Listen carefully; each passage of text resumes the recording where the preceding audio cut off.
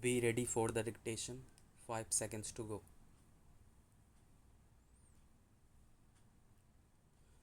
It must be over a year since I first expressed my desire to have a frank dialogue with the representatives of organized labor. I am glad that my colleague has now arranged such a meeting and that you have responded to our invitation. This is one of the most crucial meetings in recent year. We are at a significant stage in the evolution of our political and economic system. Trade union leaders owe allegiance to different political ideologies. Such diversity is expected in an open, democratic society.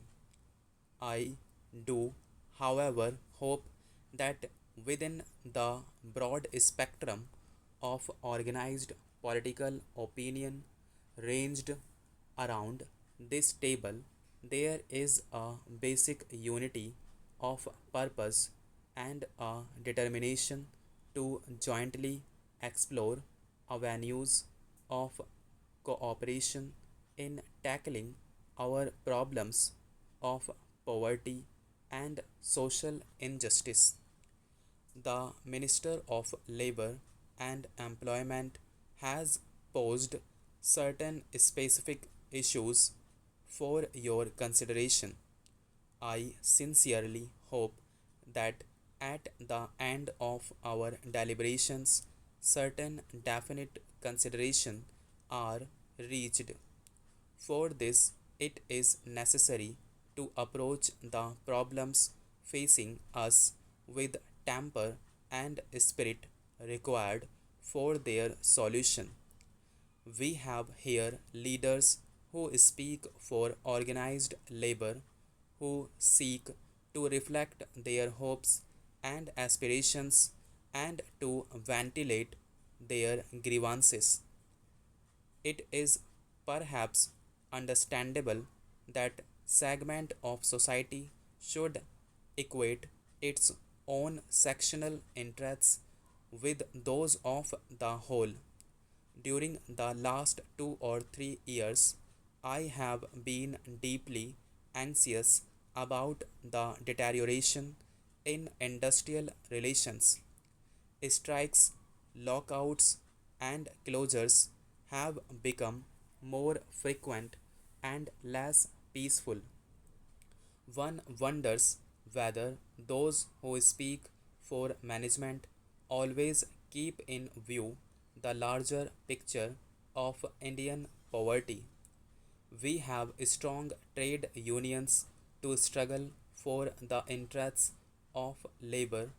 We have equally vocal and close knit organizations of management, keen and able to project their point of view, but who is to look after the interests of the vast numbers of the unorganized and the voiceless.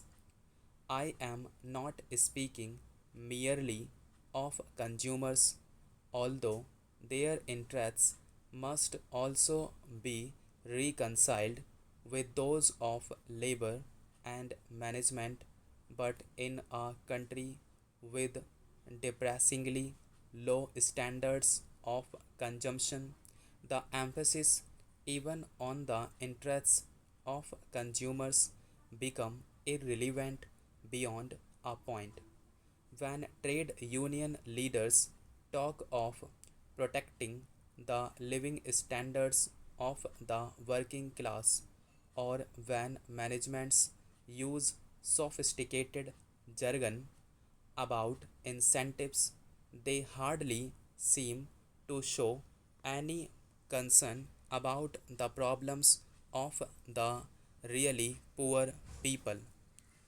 When we talk of the larger social responsibilities of labor, it is said that labor will give of its best only if economic and social policies are more radical and the fruits of economic growth are not monopolized by the few. I believe in radicalism, but it must deliver the goods.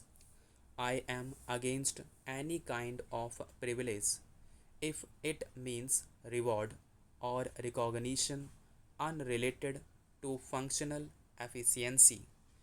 World economic history and our own experience point to the fact that privileges, however defined, become entrenched in a period of economic stagnation rather than in a period of growth.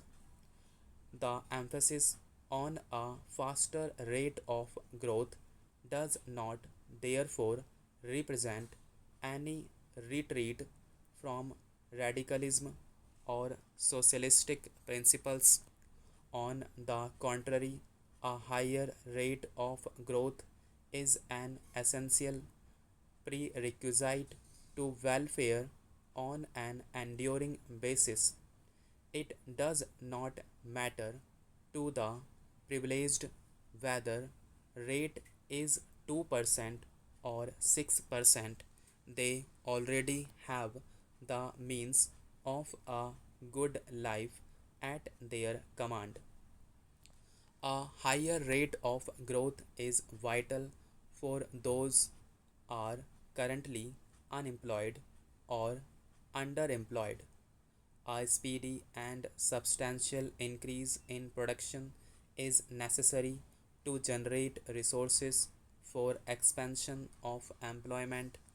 Ever since independence, industrial expansion has acted as the pa- pace setter for economy.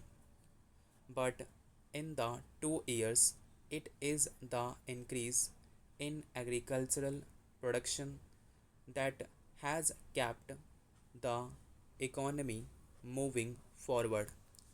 The growth of agricultural production since 2007-8 has been satisfactory and has helped to maintain a moderate increase in per capita income, but industrial production has failed to reach its targets in the first 2 years of the fourth plan. It has been only around 6% instead of the expected 10%. An increase in industrial output is essential to the structural transformation of our economy. It is so vital for economic and political self reliance. Not for a moment I am suggesting that the lower industrial production in the last few years is due solely or even substantially to industrial strikes, shortages of raw material, obsolete administrative procedures, mismanagement, and misdeployment of resources have also hit production. But no observer of our scene will fail to concede that lack of industrial harmony has surely been an important contributory factor. I understand that the number of man days lost as a result of strikes has nearly three times from 6.5 million or so in 2005 to about 19 million in 2010. What we have to consider is whether we can reduce this wastage within the framework of our present social and political order of the country.